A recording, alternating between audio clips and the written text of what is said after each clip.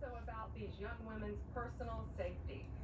I met many of these women throughout the past weeks and months, and what they have been through is horrific. We have exhausted every other remedy. We tried to get Maine to comply. We don't like standing up here and filing lawsuits. We want to get states to comply with us. That's what this is about. We have repeatedly notified Maine of its infractions and urged them to remedy the situation to protect women. We've stripped grants from Maine through other departments, and we are going to continue to fight for women. Let me give you some examples. Let me give you a timeline. This timeline, I think, is pretty important. So in February 2024, these are just a few examples. A biological boy started competing in women's ski races and cross-country races in Maine. He came in first in the 5K with a time that would have been 43rd among men. In February 2025, a biological boy won first place in the pole vaulting competition in Maine's indoor track and field meet. He beat every other girl by a significant margin. That qualified him for regional championships. That took a spot away from a young woman in women's sports. Shame on him. February 21st, 2025, President Trump has the governors at the White House. President Trump has the exchange with Janet Mills. He asked her about the issue. Her response, "We'll see you in court." Well, we still didn't sue.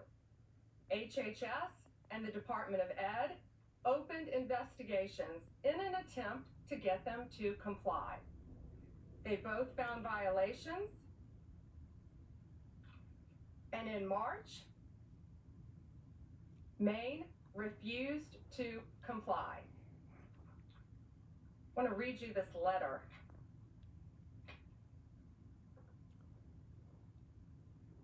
This is from the Maine Attorney General to the Department of Education. We will not sign the resolution agreement. We do not have revisions or a counterproposal. We agree we are at an impasse. Nothing in Title IX or its implementing regulations prohibits schools from allowing transgender girls and women to participate on girls' and women's sports teams. Well, they must not be reading the same Title IX that we're reading. We believe they are failing to protect women, and it's not only an issue in sports, it is a public safety issue. These boys are allowed to go in women's restrooms. They are allowed to go in the women's dressing rooms and get fully naked and change in biological boys and change clothes in front of these young women. Maine's leadership has refused to comply at every turn. So now we have no other choice. We are taking them to court. What we are seeking an injunction to get them to stop this, stop what they're doing. That's pretty simple. And we are seeking to have the titles returned to the young women who rightfully won these sports. And we are also considering whether to retroactively pull all the funding that they have received for not complying in the past. And I'm so proud of these brave young women standing behind me. I see lots of parents in the front too, and I've met you. Thank you to the parents for supporting your daughters and telling them it's okay to fight back and stand up for what they believe in. Some of these young women have endured vicious injuries too as a result of boys playing in their sports. It's my honor now to introduce to you our Secretary of Education, Linda McMahon.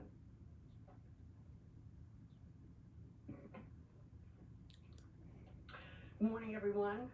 I don't think our case could have been stated any better than it was just presented by our Attorney General, Pam Bondi.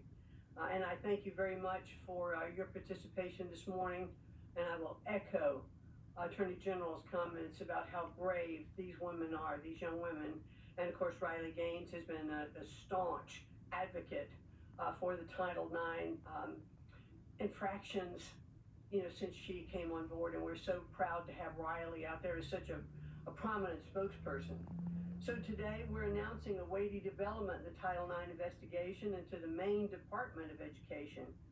We, the Department of Education, analyzed Maine's Education Department for compliance with Title IX of the Education Amendments of 1972, which prohibits sex-based discrimination in any school or education program that receives federal funding.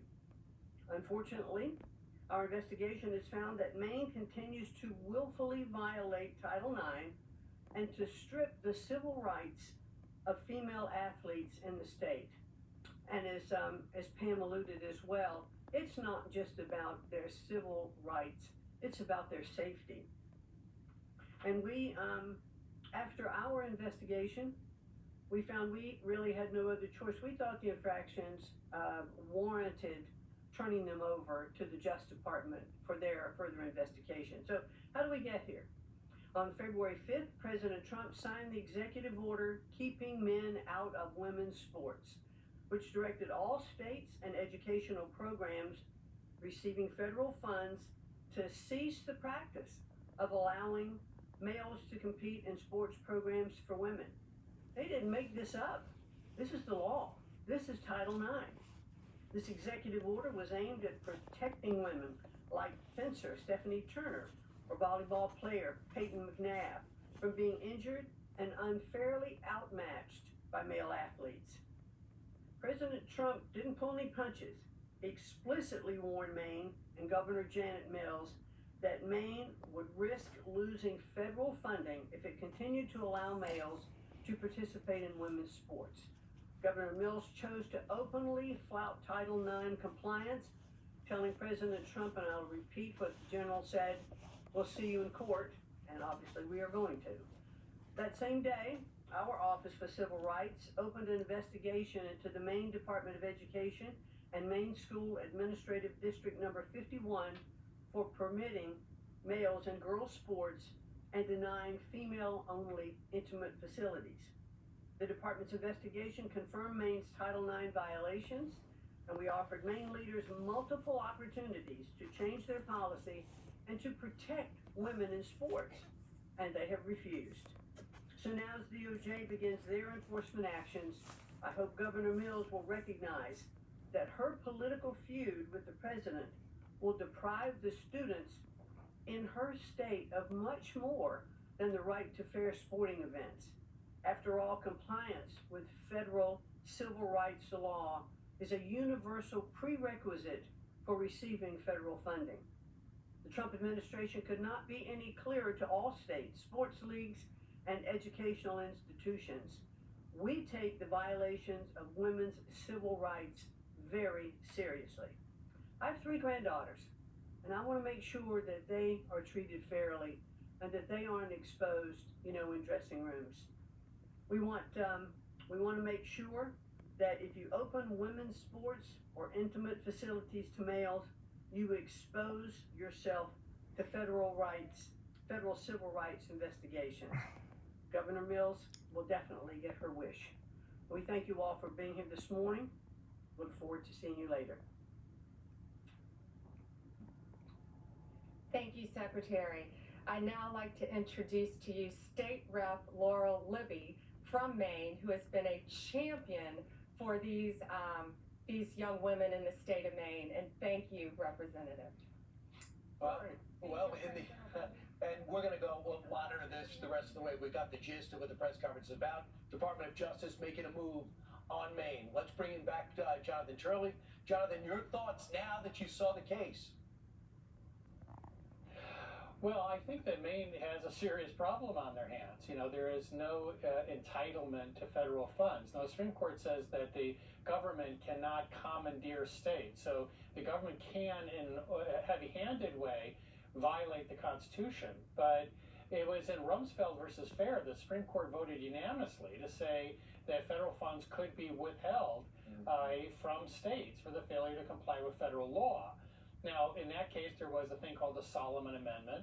In this case, they're arguing, look, this is Title IX. And in 1972, certainly, the drafters had no intention of extending the definition of gender this far. The irony is that just this week, the British High Court ruled on their Equality Act that transgender individuals do not meet the definition of a woman or the definition of sex. And so that ruling just came down within the last 24 hours from one of our allies. So this is an issue that other countries are grappling with as well. But Jonathan, do you think this is going to force, to that point, the Supreme Court to rule what is a man and what is a woman? Because there's no way this can be enforced unless we finally get that definition, right? That's exactly right, and I think this is heading their way, like so many other things. This is going to force them, in all likelihood, to deal with this conclusively. They've had opinions on both sides. It's not clear where the majority stands in past cases. This will force the issue, and I expect that the Trump administration has an advantage, at least on some of this, and a major part of this funding. Right. Yep, they do have an idea of what a man and woman is. That's more than a lot of other people. Jonathan, if you look at the cover of the New York Post, it says a Tish best served cold. It's about Letitia James, who, remember,